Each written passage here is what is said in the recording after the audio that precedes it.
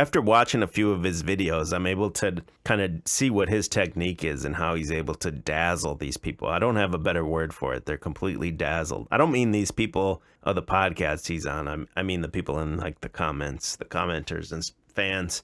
What he does is he just completely like spewing information. It's like information overload, and he's like talking so fast, and he's spitting out in every so often. You hear like these phrases you've heard before, like, oh, Anunnaki, and then he'll tie it in with, Enoch or whatever else, and then he'll go into holographic and all these little words you've heard before. Like 30 seconds later, he's already dropped so much information. By the time you're trying to process the first sentence he said, he's already on like the 10th sentence or whatever. So basically what he says, which I definitely don't have the whole theory down, but the gist of it is there's a real world outside of the simulation everyone here is inside of. We're all inside of a simulation. On top of that simulation, there's an overlay, and then some type of intelligence that he calls AIX, an artificial intelligence, controls everything that's going on or something inside the simulacrum. To me, that I mentioned before, I thought his whole theory was cope for what he did, and I think you can see a lot of that when he talks about this.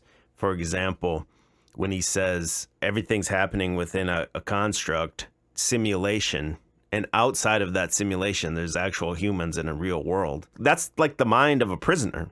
A prisoner is inside of a simulation, and outside of the prison, there's a real world with real people, right? Listen to it again when he talks about the AIX. I swear it's like he's talking about himself. He's talking about himself there. He might not even know it, man.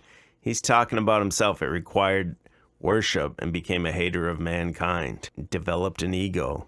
Howdy's not buying it.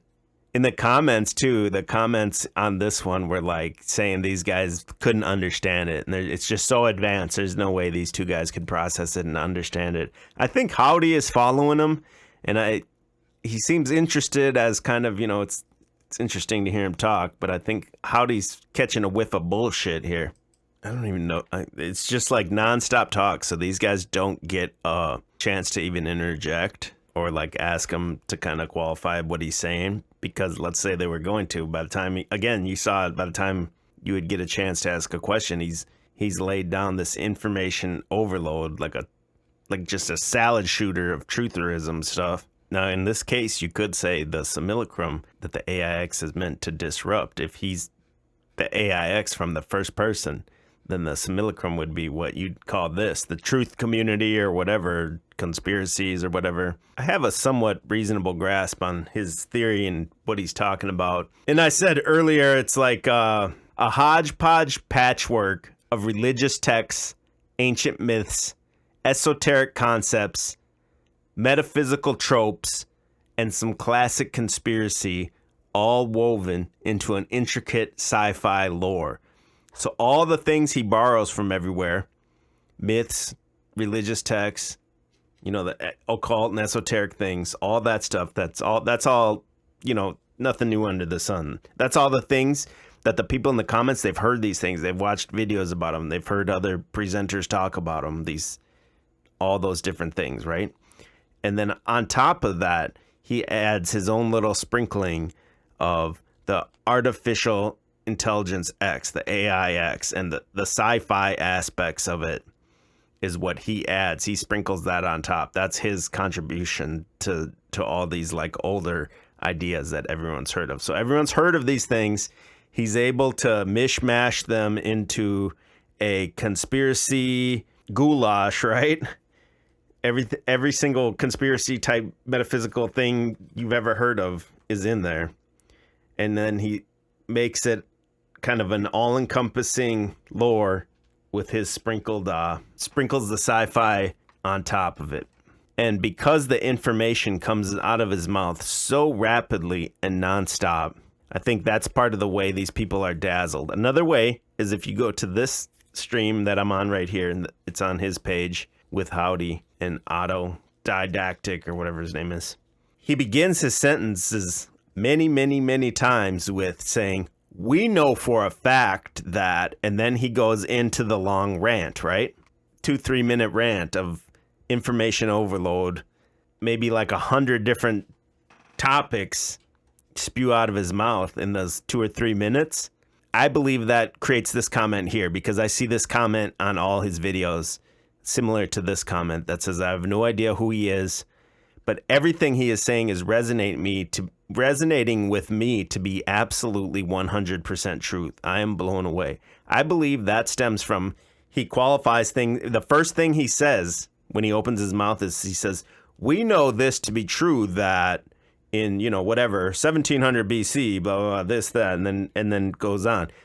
So subconsciously, he's already put a stamp of credibility on it, and then it becomes the information overload, and it's too much for these minds to process that aren't. If you haven't been in this for as long as the people in here probably been into it, I've been into this stuff forever. If you don't have 10, 15 years, you're not going to be able to process what he says in real time because it's just way too much.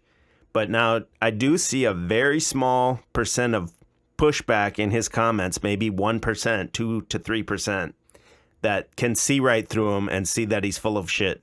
I do see that. There is that small percentage of people that look into this information that see what he's doing, and it's like that Micro Machines guy. You remember that guy? The Micro Machine Man here presenting the genuine, original, colossally collectible, most miniature replicas of the real things. Now, that's basically what he's doing right there. I remember these commercials vividly as a kid. I remember the Micro Machines guy, and I remember he talked fast. But I just watched this commercial 5 seconds ago. I can't remember anything he really said, right? It was just, again, information overload, too much to process. I feel like it's the same type of effect as this guy. Even though he's not physically talking as fast as this guy here, he's just blowing you away with just pure volume of bullshit.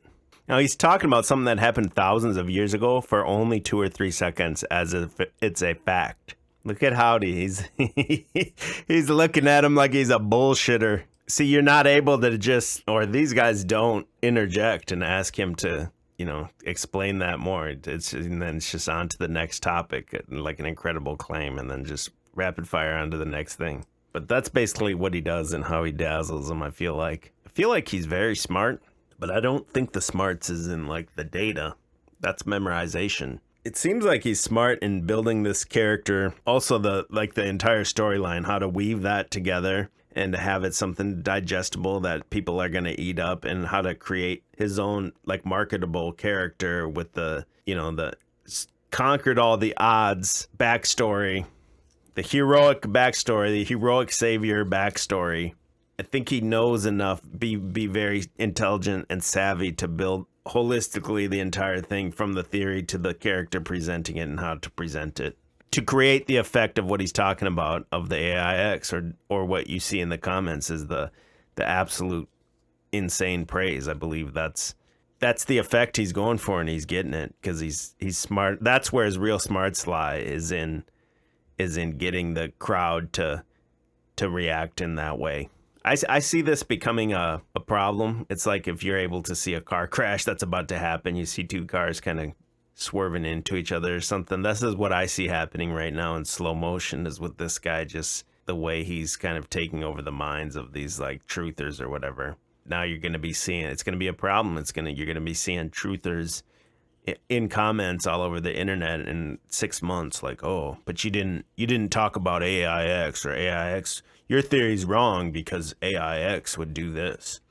When there's no proof of AIX, it's just something he made up and sprinkled on top of every other literally conspiracy and myth and everything. That's where I see this going. I don't see this stopping at all, actually.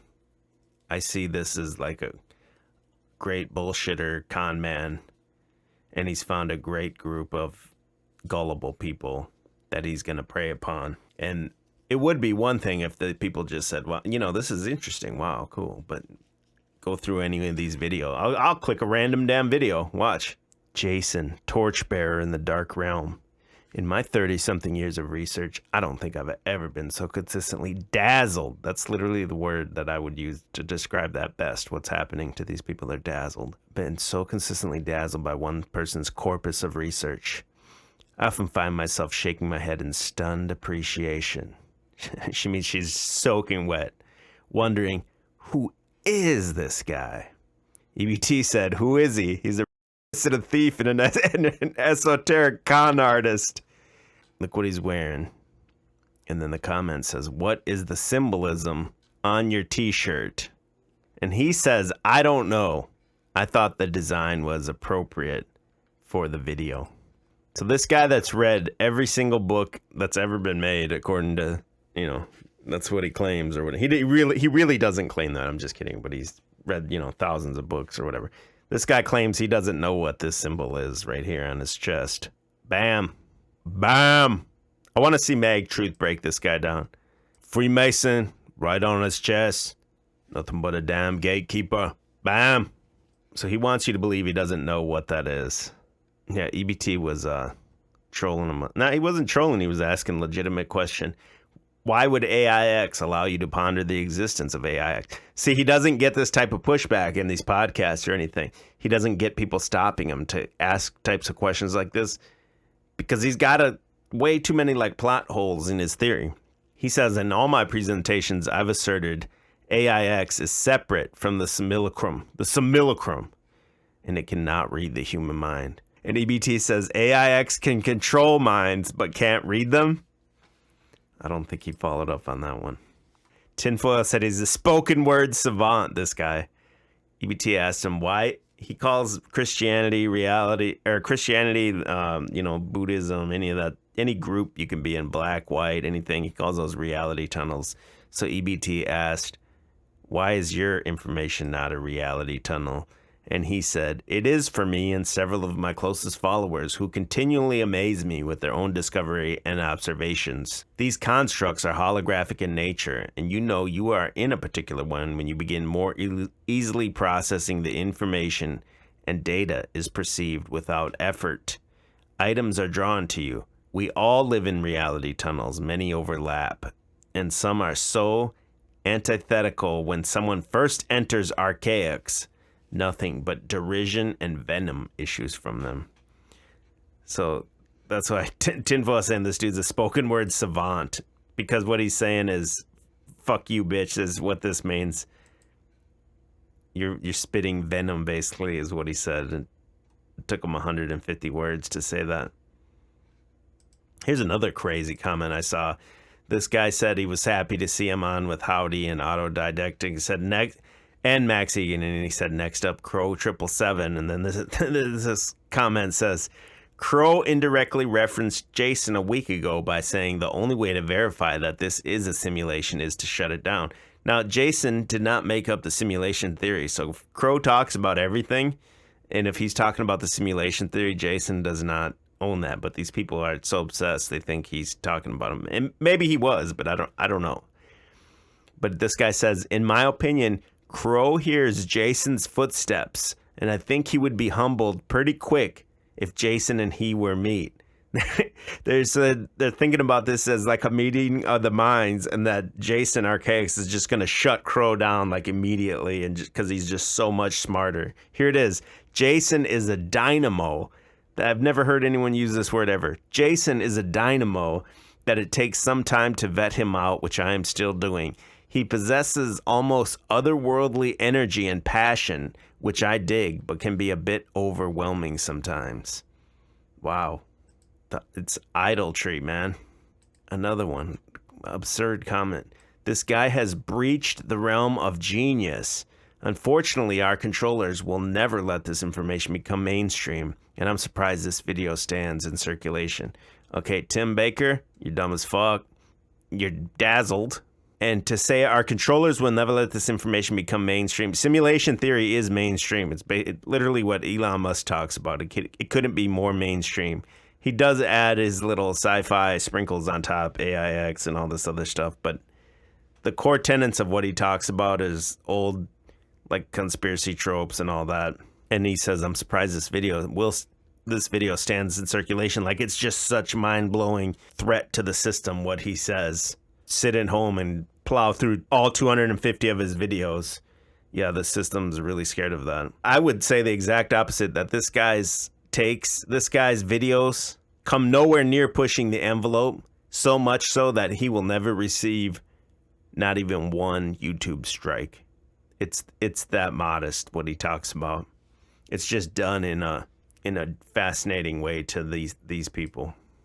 Here's like the one comment I found in this one. There is very slight pushback. One comment said, "This reminds me of the episodes from South Park called Imagination Land, where their motto was, whatever you believe is real, is real." That's basically this guy's entire, like, made-up thing. To him, it's real. The other thing, the one about Crow, the comment about Crow, I just imagine this being a commenter that rode with Crow for years. And now this Jason guy comes out of nowhere, and this guy's watched Jason for 2 weeks, and this guy just like throws Crow under the bus and is like, yeah, Jason will eat you the fuck alive. And while he still admits he's still like vetting through the guy and his theory and everything. I don't even really like Crow, to be honest. I've watched it a couple times. It's informative. I don't know enough about what he really talks about. But to say this guy would mop the floor with Crow is ridiculous. This guy wouldn't have any legs to stand on if he wasn't spitting shit out 1,000 miles an hour. I said he's the conspiracy twister, like that Micro Machine guy. He just spits shit out so fast. These people are just wowied, you know. Legend says archaics is just simulation theory with extra steps. It's like the acid trip of trutherism. Jessica Chain says it's like meth or something for truthers. It's like literally just information overload is what he's hitting you with. The guy spent years in the prison reading thousands of books. He only needed to read one book. There's only one book you need to read. He does mention it here and there. Legend has a great comment as well. He says, I think it has to do with how women are programmed. I believe that as well. I didn't mention that. I think that's a part of it. I think when you look at his comments, I don't know. It looks like an abnormal amount of women versus other truther channels I go to. So I don't know if it's 50-50 or more maybe. And I think he really gets them with the talk, the way he talks. He slows down his voice and he's very confident. And they're attracted, maybe not necessarily, they're drawn, I should say, to that. And then he has the heroic backstory. He saved that girl for his kidnapping. She'd be dead if it wasn't. He's actually a good guy, and unfortunately, he was given the raw end of the stick, and he had to do 26 years because of it. I think that's silly that he says that in the 1800s, there's multiple timelines. And then they converged in 1890. It's more than likely the advent of the steam printing press, and more people are cranking out more books with different narratives. A narrative is not a timeline. That doesn't mean this is 100% historical fact, you know. So, and the reason you would see the consolidation of that is by 1890, think of it like the internet. It was like the internet Wild West. With the steam printing press, people printing whatever they wanted. And then by 1890, like condensed it all down to like, you know, one regular source probably. Just like the internet of today, right? That's what I would think. I wouldn't go jump to there. Yeah, there's multiple timelines going on at the same time. That sounds absurd to me. And then the condenses it down to one, and then by 1902, if they did own the narrative at that time, if they had a monopoly on the narrative, then they literally could rewrite the past at that point. They could just insert things in the past with books written as history books or whatever they wanted to do at that time. And that would be 12 years after they gained the control of it, according to his research. Oh, he doesn't, that's what I'm saying, but he's saying the timelines converge in 1890. I found this channel a few months ago, and it changed my life. It changed his life. Synopsis of this is a data dump. That's what I'm saying his technique is. Information overload. Think of this guy as someone that spent 30 years as a monk in a monastery studying. See, I think he creates that character. Not necessarily that it's a character, but he markets himself that way is what I should say. He's marketing himself as forget what he did. He just wants you to remember that he was in there reading books. Don't remember why he's in there. So it says, think of this guy as someone that spent 30 years as a monk in the monastery studying. It's just the monastery had bars and corrections officers. No, absolutely not. Yeah, I've been watching his videos for a few months. He's very intelligent and articulate. I think the intelligence to me is the more like the cunning and the creation of the entire presentation. It's almost like a rock band or something like that. Like just the like a rock band that has a crazy like stage design or whatever, stage sets and everything. Like, you might not like ICP, but if you went there, there's so much crazy shit happening. You'd probably have a good time. You'd be like, you know, fuck ICP, but yo, that was hella worth $20 or whatever. I feel like his stuff's kind of the same way, and there's just so much there that if you're familiar with conspiracies at all, you're gonna get sucked in. You know, if he did build this whole thing to be a grift or whatever, who knows? But if he did, then he's got the perfect out date. Is he's saying the ultimate date and test of his theory is May 2040.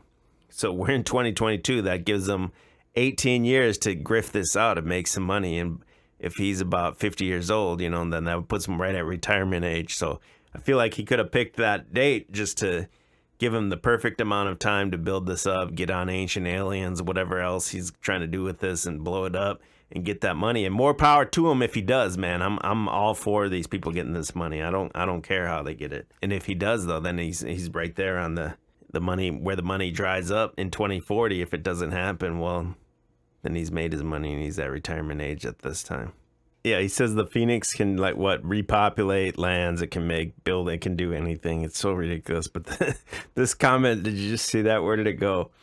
It says, I was just found your channel on Mindboggle. Where do I begin? It was directed to you about how our society is 200 years old max. And most of us are from baby factories. From a baby factory. My damn wife is a baby factory. Yeah, so basically my take on this is it's gonna be a problem. It's becoming a problem, I feel like, and it's gonna, as this continues to grow. I feel like this channel will continue to grow. It's like Mag Truth says, the truth is bitter, and the truth should make you reevaluate your life. You shouldn't say this changed my life and I'm a better person now after watching your video at all. Mag says the truth is bitter, and this guy lures him in with honey. Completely opposite. And like I said, this guy, you'll never see this guy get one strike on YouTube ever, because it's not controversial. It's not cutting edge. It's the same conspiracy tropes and myths and everything like that that's been around literally forever, with just the sci-fi sprinkled in on top. And he spent 26 years in prison reading books. And you saw in his little confession or whatever you want to call it, and where he talked about what happened, he said that was all scripted. And I feel like that's him skirting that responsibility and not wanting to say, yeah, I did this with whatever. I don't know what happened. I'm not going to pretend to know. But you can hear it when he says, yeah, it became scripted or whatever at that point. And it's like all this is just so that he still doesn't have to face that and ask Jesus for forgiveness. So instead of spending 26 years in there reading thousands of books, he could have just read one book and avoided this whole thing. No, Mag didn't expose. I said I would love to see it. Maybe he will, with the amount of attention this guy's getting. But at the same time, with everything I said here, and even catching him in his little lies and everything, I hope he makes tons of money, man. The more people that are on here that make money, like him making money, doesn't take money out of my pocket at all. That's not the way I see it. I see the opposite. As the more people that are out here doing this and making money, more people are going to see through this, and then there's more money for the next person to be made. That's how I see it. So I hope he does make his money.